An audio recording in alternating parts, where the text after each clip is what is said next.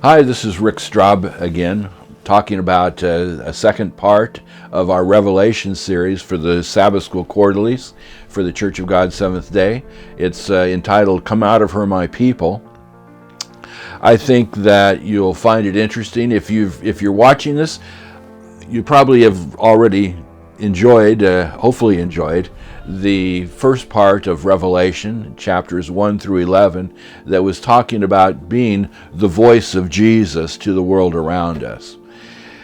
It's interesting that we are here starting part 2, and in chapter 12, at least in my estimation, this is where the scroll is beginning to be opened. So far in chapters 1 through 11, we've basically been introduced to this vehicle and how it works. That you have this 7-linked chain that goes from God to Jesus to a mighty angel to John to the written word of Revelation that we have in our Bibles to the church that reads it, and then from the church to the people in the world. The seventh is the 7th link. And so this link of Revelation that represents Revelation's Great Commission. We've talked about the Great Commission that Jesus gave. This Revelation style Great Commission is going to come from the church as it presents the message of Jesus Christ, and especially as it represents this revelation that is given in chapters 12 through 22. One of the things we see in this revelation is we see these various beasts, and we see this imagery. We see imagery from the Old Testament that is brought across from the Old Testament prophets to Revelation. And it's meant, I think, to be understood that this revelation is not the same as the revelation that was back in the Old Testament. It is given a new perspective on the Old Testament in light of who Jesus is and in light of the church. The Old Testament deals with Moses and the prophets and with the nation of Israel. Now we're no longer dealing with those. We're dealing with Jesus Christ and the church. But John, in his revelation, in the visions that he's given through the Spirit, that takes the Old Testament imagery and translates it across this distance that Christ pulls and transforms it over into this revelation. In Revelation 12, we find that there is the beginning of this great opposition. You have this royal woman, this woman with a crown, and you have a dragon that comes and seeks to devour the child that comes from this royal woman. Now, this royal woman, she really represents the Messianic community as people are looking for a Messiah, and they're in desperation under Roman rule to look for this Messiah, this Messianic person. This is really a susceptible point right here in chapter 12, because this dragon, which represents devil and Satan and everything in opposition to God, seeks to devour the child to end this whole Messianic hope. And just stop it right here. But we find that it is not destroyed, that Satan is defeated, and that the church is rescued, it's saved, God saves the church, and the dragon isn't able to get to and destroy the church. But you find that we have these two entities. You have God working in one hand, and you have the world and the devil, Satan, this dragon, this red dragon, working in the other, and it's going to be a struggle between these two. Satan is unable to defeat the church, but he has two henchmen that arise.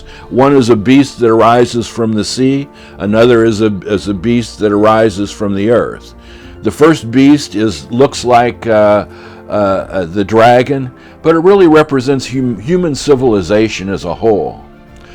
Since the Tower of Babel and men trying to make a name for themselves in the time of the Tower of Babel up through the time where John is in Rome, these human civilizations become their own masters.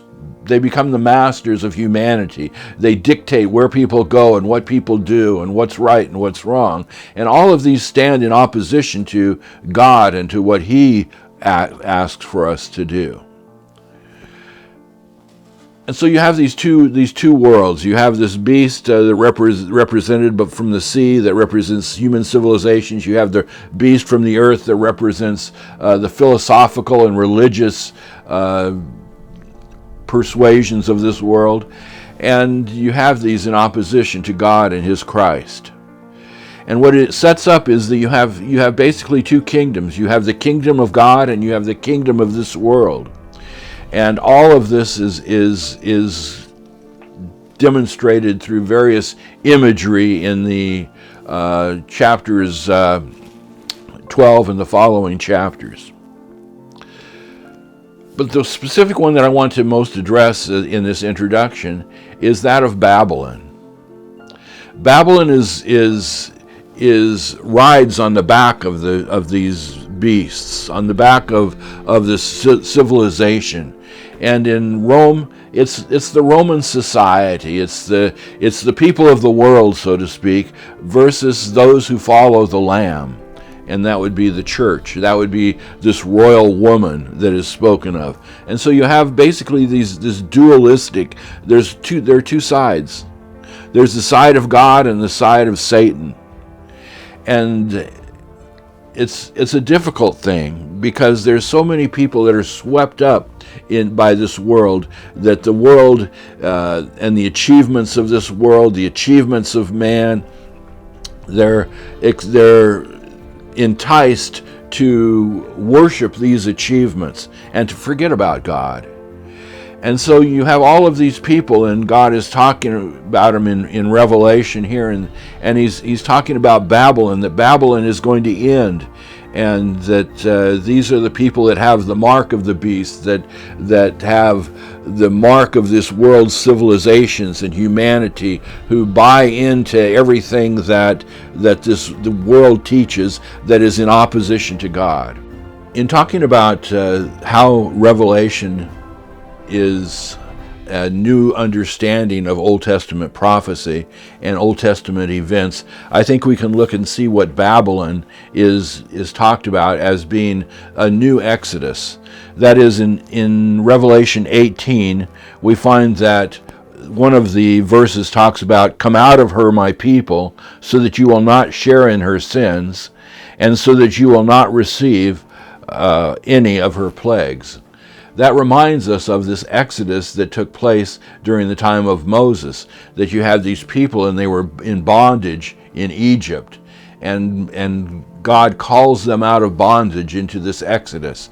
In this revelation that we find, there's a new exodus, and the exodus is calling people out of Babylon, out of the Babylon of this world, and says, "Come and follow me." And so in the same way as Moses led the children of Israel out of Egypt and out of slavery, Jesus offers to lead His people today out of the bondage that they have in this world to Babylon, and to lead them out into the body of Christ, into the church, and so that they might escape from the plagues and from the bondage of the world that we see